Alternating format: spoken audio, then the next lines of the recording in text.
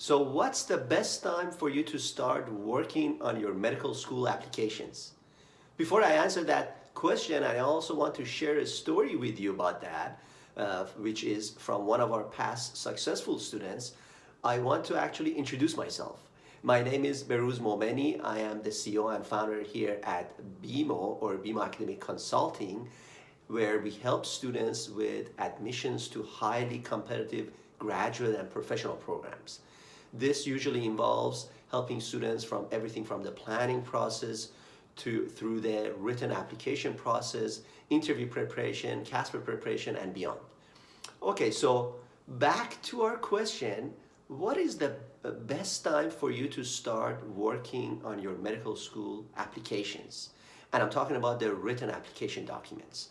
Well, the answer to this is actually rather obvious when I reveal it, and you may know this, but you'll be surprised how many students do not follow this and as a result get rejected.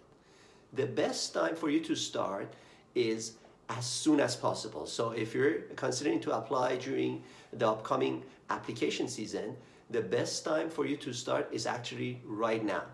This is for two reasons. One, normally, depending, of course, it depends on your writing skills and your own personal skill levels, but normally most students require several weeks, sometimes several months, in order for them to be able to create a really outstanding application. And you only need an outstanding application that's gonna get you to that next level. Why? Because reason number two is that you only get one chance in order to be able to make an excellent first impression. So this application document that you submit has to be as good as it could be in order for the admissions officers to be convinced that you're an excellent applicant, and then hopefully they're gonna invite you for interviews. Because if you don't get invited for an interview, well then the process is all over for you, and now you have to wait until the next application season, and of course it's gonna waste a lot of your time, money, and energy, and that's what you wanna avoid.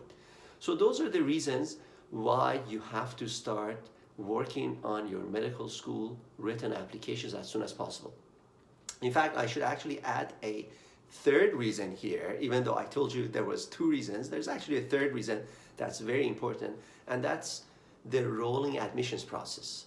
Some of you are familiar. The rolling admissions works in the way that as soon as applications are submitted and received by schools, they get assessed, and students are invited for interviews. And this process keeps getting continued until spots are filled up. So if you wait till later on in the admission cycle, when you submit your application, even if you have an excellent application, there is a good chance that there is now fewer seats available because some students have already been offered admissions, and as less and less seats are available, now you're competing with even more and more students. And guess what? The majority of applicants who apply and don't get in, they're not very serious. So those individuals also apply really later, which is the majority. So now you have admission officers have a lot of applications. You're one of them if you apply later, and there's way fewer seats, which decreases your chances of getting invited for an interview significantly. Now, in fact, I have a story to share with you with one of our students whose name, if I recall correctly, was Ada. This was a student who we helped about a couple of years ago. Ada, when she called us, initially she was almost in tears, and this was because she couldn't understand why she'd gotten rejected from so many schools. In fact, she didn't even receive a single interview invitation. So she didn't even get a chance to showcase her personality in an in-person interview. And of course, when we understood why she was upset, but before we even started working with her, what we asked Ada was, hey, can you please send in all your application documents and walk us through what you did from start to finish, including when you applied, before we even get started. And the first thing that was very clear to us was that Ada applied to med school way too late. Even though she had a fantastic GPA and MCAT scores, and when I say fantastic, she was within the 90th percentile, she was still not able to secure even one interview because she applied too late.